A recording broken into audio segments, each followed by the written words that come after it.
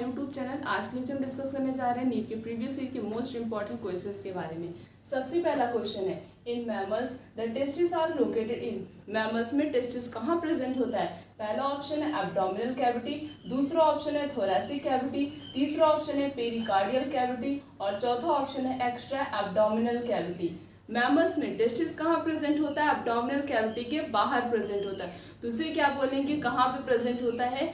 Extra abdominal cavity के outside present होता है। So the correct answer is D.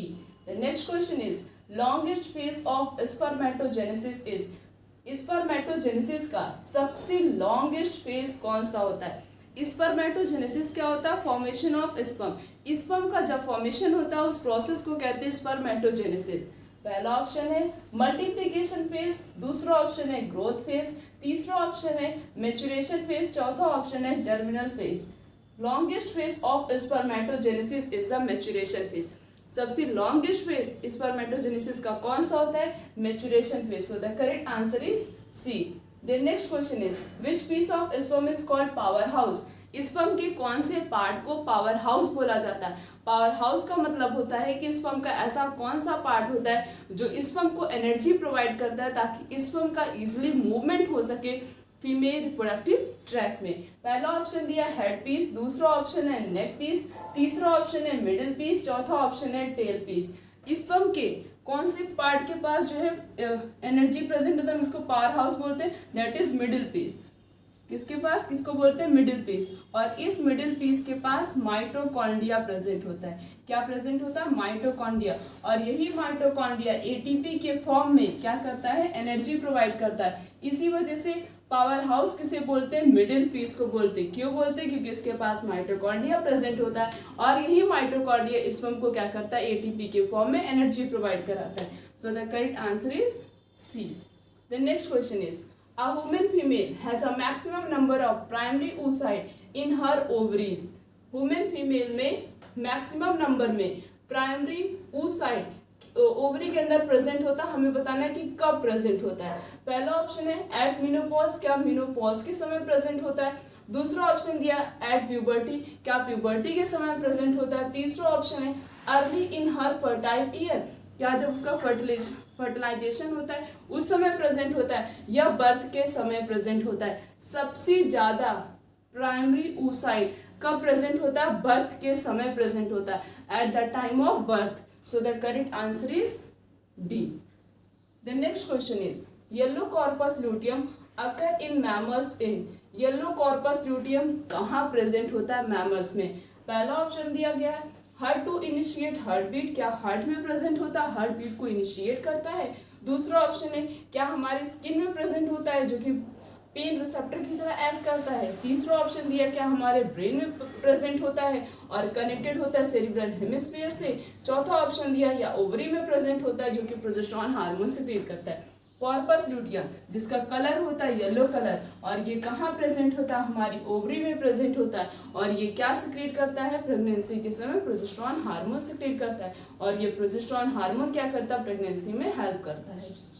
Next question is during pregnancy, so the correct answer is D. The next question is during pregnancy the urine of female would contain. Pregnancy के समय female के urine में कौन सा hormone present होता है? First option is LH. LH hormone नहीं present होता है, ना प्रोजेस्टेरॉन हार्मोन प्रेजेंट होता है, ना कि एफएसएच हार्मोन प्रेजेंट होता है। कौन सा हार्मोन प्रेजेंट होता है? That is HCG. कौन सा हार्मोन प्रेजेंट होता है? HCG, that is human chorionic gonadotropin. ये हार्मोन प्रेजेंट होता है किसके अंदर? फीमेल के अंदर प्रेजेंट होता है at the time of pregnancy. So the correct answer is D.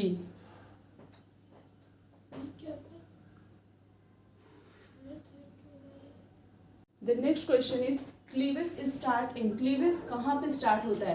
पहला ऑप्शन दिया फैलोपियन ट्यूब, दूसरा है यूट्रस, तीसरा है वजाइना और चौथा है नल। क्लीवेज, क्लीवेज का मतलब क्या होता है? जब जाइगोट के अंदर कंटिन्यूअस डिवीजन होता है। और जाइगोट कहाँ पे डिवाइड करता है, फ्यूजन कहाँ पे होता है, मेल और फीमेल गैमेट फैलोपियन ट्यूब में फ्यूज करते हैं और वहीं पे जाइगोट का डिवीजन होता है। जब जाइगोट के अंदर मियोटिक डिवीजन होता है और जाइगोट कंटिन्यूअस डिवीजन शो करता है, इसी को क्या बोलते हैं, इसी को कहते हैं क्लीवेज। तो क्लीवेज कहाँ पे होता है, फैलोपियन ट्यूब में होता है। So the correct answer is A. The next question is placenta is the region where. Placenta क्या मतलब कैसा रीजन होता है और कहाँ पे प्रेजेंट होता है, इसका काम क्या होता है। पहला ऑप्शन है foetus is attached to mother by spermatic cord. दूसरा ऑप्शन है foetus is provided with mother blood. तीसरा ऑप्शन है foetus receive nourishment from mother blood. चौथा ऑप्शन है foetus is covered by membranes. Placenta क्या होता है, एक प्रकार का ट्यूब होता है जो कनेक्टेड किससे होता है, फीटस और मदर की बॉडी से प्लेसेंटा कनेक्टेड होता है। और फीटस को नरिशमेंट किससे मिलता है, उसी प्लेसेंटा से मिलता है। फीटस की जितनी भी रिक्वायरमेंट होती है वो कौन फुलफिल करता है, प्लेसेंटा फुलफिल करता है। तो फीटस को जो है receive the nourishment from the mother blood. ये प्लेसेंटा क्या करता है, ये प्लेसेंटा मदर के ब्लड से न्यूट्रिशन नरिशमेंट लेके किसमें ट्रांसफर करता है, फीटस में करता है। तो इसके अकॉर्डिंग कौन सा करेक्ट आंसर होगा, that is C. The next question is parturition canal in female is called. Parturition canal किसे कहते हैं। पार्चुरेशन का क्या मतलब होता है, डिलीवरी ऑफ बेबी। और बेबी की डिलीवरी कहाँ से होती है, वजाइना से होती है, क्योंकि वजाइना को ही बर्थ कैनाल बोला जाता है। तो vagina is the correct answer, that is parturition canal in female is known as vagina. क्यों, क्योंकि वजाइना को बर्थ कैनाल ही हम कहते हैं और उसी से ही फीटस की क्या होती है, डिलीवरी होती है, फीटस बाहर आता है। The next question is in human adult female oxytocin. Oxytocin hormone का काम क्या होता है। पहला ऑप्शन है stimulate pituitary to secrete vasopressin. क्या ये पिट्यूटरी को मतलब पिट्यूटरी ग्लैंड को स्टिमुलेट करता है ताकि pituitary gland vasopressin hormone secrete करे, या फिर स्ट्रॉन्ग कॉन्ट्रैक्शन जनरेट करता है यूट्रस के अंदर या पार्चुरेशन के समय, या फिर ये सिक्रेट करता है एंटीरियर पिट्यूटरी मतलब एंटीरियर पिट्यूटरी से हार्मोन के सिक्रेशन में हेल्प करता है। Next is stimulate growth of mammary gland. क्या मेमरी ग्लैंड की ग्रोथ में हेल्प करता है। ऑक्सीटोसिन हार्मोन, जहां भी ऑक्सीटोसिन हार्मोन का नाम है इसका मतलब वो क्या करता है, पार्चुरेशन के समय मीन्स बेबी के डिलीवरी के समय यूट्रस में स्ट्रॉन्ग कॉन्ट्रैक्शन जनरेट करता है ताकि बेबी की डिलीवरी इजीली हो सके। तो ये क्या करता है, यूट्रस के अंदर यूट्राइन कॉन्ट्रैक्शन जनरेट करता है during the parturition means delivery of the baby. So the correct answer is B. The next question is Which of the following is not the function of placenta? इन चारों में से placenta का कौन सा function नहीं होता है। पहला ऑप्शन है सिक्रीट ऑक्सीटोसिन ड्यूरिंग पार्चुरेशन। दूसरा ऑप्शन है facilitate supply of oxygen and nutrient to embryo. तीसरा है सिक्रीट एस्ट्रोजन। चौथा है facilitate removal of CO2 and waste material from the bird embryo. इसमें प्लेसेंटा का फंक्शन कौन सा नहीं होता ये पूछा है। प्लेसेंटा ऑक्सीजन और न्यूट्रिएंट जितनी भी रिक्वायरमेंट होती है एम्ब्रियो की उन सबको फुलफिल करता है, तो ये तो सही है। तीसरा है कि ये सिक्रेट करता है एस्ट्रोजन हार्मोन। हाँ, प्लेसेंटा जो है एंडोक्राइन ग्लैंड की तरह भी ऐड करता है प्रेगनेंसी के समय। Placenta different type of hormone भी सिक्रेट करता है, तो प्लेसेंटा एस्ट्रोजन हार्मोन भी सिक्रेट करता है। Next facilitate removal of CO2 and waste material from the embryo. और CO2 और भी जितने भी वेस्ट मटेरियल होते हैं वो तो उसकी जितनी भी रिक्वायरमेंट होगी एम्ब्रियो की फीटस की उन सबको प्लेसेंटा फुलफिल करेगा। पहले तो उसको न्यूट्रिएंट चाहिए होगा तो न्यूट्रिएंट देगा, उसके बाद उसका वेस्ट मटेरियल भी वो क्या करेगा, बॉडी से बाहर निकाल देगा। तो इसमें से कौन सा फंक्शन नहीं होता प्लेसेंटा का कि प्लेसेंटा ऑक्सीटोसिन हार्मोन सिक्रीट नहीं करता है पार्चुरेशन के समय। सो द करेक्ट आंसर इज ए। ये तीनों क्या है, प्लेसेंटा का फंक्शन है, बट फर्स्ट वाला जो है ये प्लेसेंटा का फंक्शन नहीं होता है। Ectopic pregnancies are refers to as. Ectopic pregnancy किसे कहते हैं। पहला ऑप्शन है pregnancy terminal due to hormonal imbalance. क्या प्रेगनेंसी जब प्रॉपर नहीं होती है हार्मोनल इम्बैलेंस की वजह से, मीन्स इक्टोपिक प्रेगनेंसी क्या उसे कहते हैं जब हार्मोन प्रॉपरली सिक्रीट नहीं होता उसकी वजह से प्रॉपर प्रेगनेंसी नहीं होती है। दूसरा ऑप्शन दिया गया है प्रेगनेंसी विद जेनेटिक अबनॉर्मलिटी। क्या इक्टोपिक प्रेगनेंसी उसे कहते हैं जिससे मतलब जेनेटिक अबनॉर्मलिटी कॉज होता है। नेक्स्ट ऑप्शन दिया गया implantation of embryo at site other than uterus. क्या एम्ब्रियो का इम्प्लांटेशन होना या तो यूट्रस में या तो यूट्रस के बाहर। Next is implantation of defective embryo in the uterus. क्या मतलब जो है इम्प्लांटेशन होना एम्ब्रियो का, और एम्ब्रियो कैसा होगा, डिफेक्टिव होगा। इक्टोपिक प्रेगनेंसी का मतलब होता है ऐसी प्रेगनेंसी जब बेबी का डेवलपमेंट कहाँ पे होगा, यूट्रस के बाहर होगा। वैसे तो कहाँ पे होता है, यूट्रस के इनसाइड होता है, बट इक्टोपिक प्रेगनेंसी का मतलब होता है जब इम्प्लांटेशन होगा, मीन्स बेबी का डेवलपमेंट कहाँ पे होगा, यूट्रस के बाहर होता है, उसे कहते हैं ectopic pregnancies. So the correct answer is C, that is implantation of embryo at site other than uterus. Next question is the function of embryo. Fimbria का फंक्शन क्या होता है? फिम्ब्रिया क्या होता है? Finger like projection. कहाँ पे present होता है? फैलोपियन ट्यूब में प्रेजेंट होता है, मीन्स फीमेल रिप्रोडक्टिव सिस्टम का पार्ट है। काम क्या करता है? पहला ऑप्शन है collection of ovum after ovulation. क्या ये ओवम को कलेक्ट करता है ओवुलेशन के बाद? दूसरा है maintain the shape of ovary. क्या ये ओवरी के शेप को मेंटेन करता है? तीसरा ऑप्शन है provide the path to sperm during fertilization. क्या फर्टिलाइजेशन के समय स्पर्म को प्रॉपर पाथ प्रोवाइड करता है?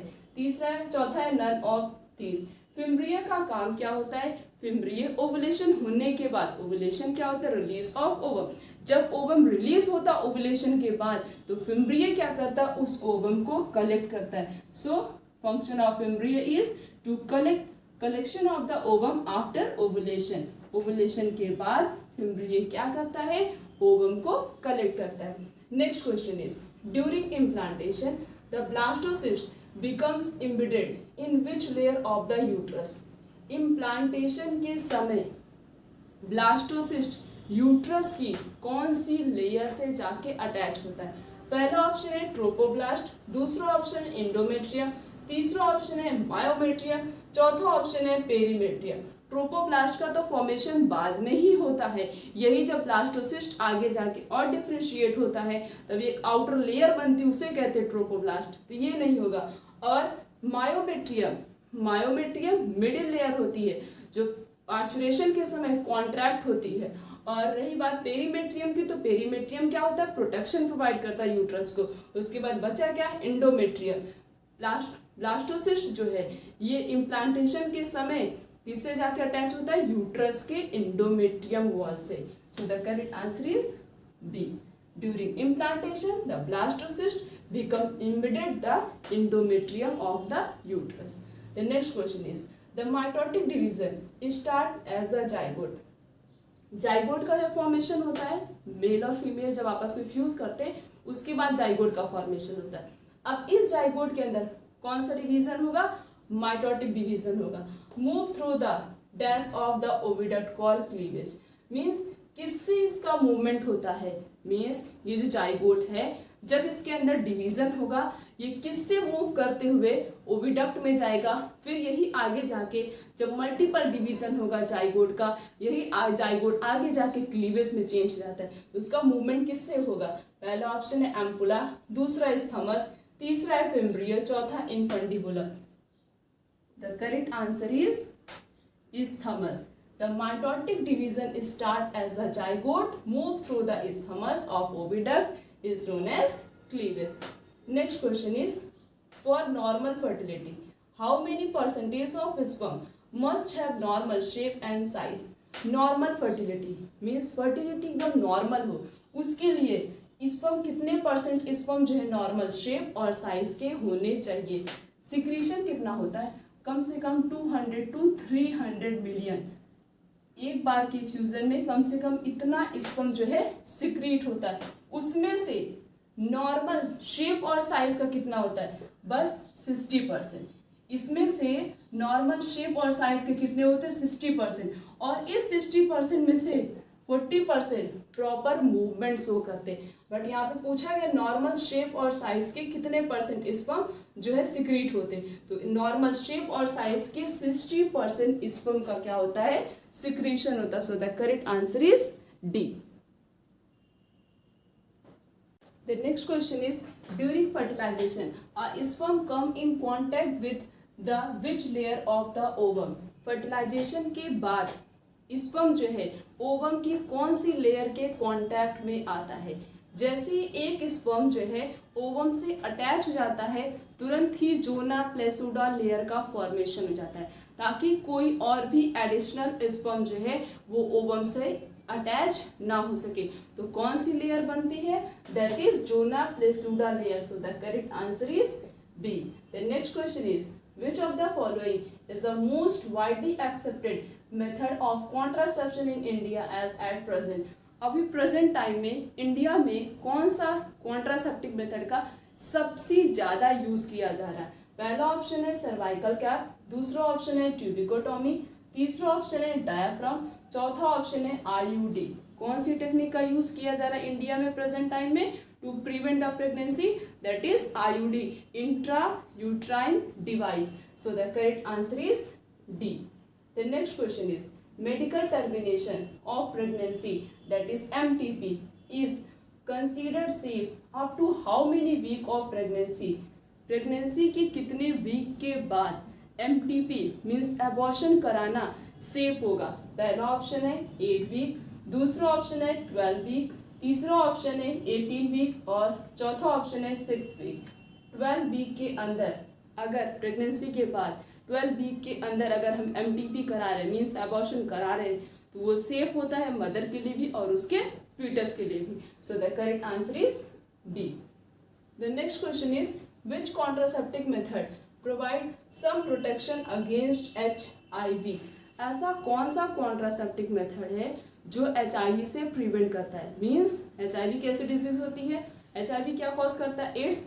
और एड्स कैसी डिजीज है? Sexually transmitted disease. और सेक्सुअली ट्रांसमिटेड डिजीज से एक ही कॉन्ट्रासेप्टिव मेथड हो जाए तो प्रिवेंट करता है, दैट इज कॉन्डम। कॉन्डम ही एक ऐसा कॉन्ट्रासेप्टिव मेथड है जो सेक्सुअली ट्रांसमिटेड डिजीज से प्रिवेंट करता है। So the correct answer is C, that is condom. Next question is perisperm is, perisperm क्या होता है?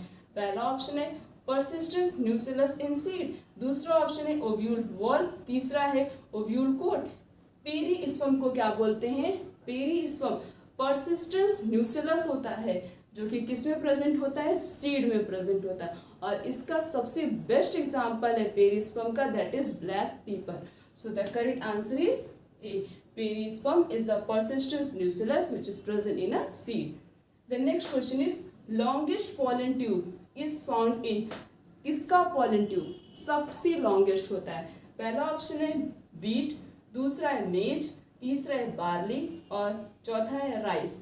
मेज का pollen tube जो है वो सबसे लॉन्गेस्ट होता है, सबसे ज़्यादा लॉन्गेस्ट होता है। So the correct answer is B.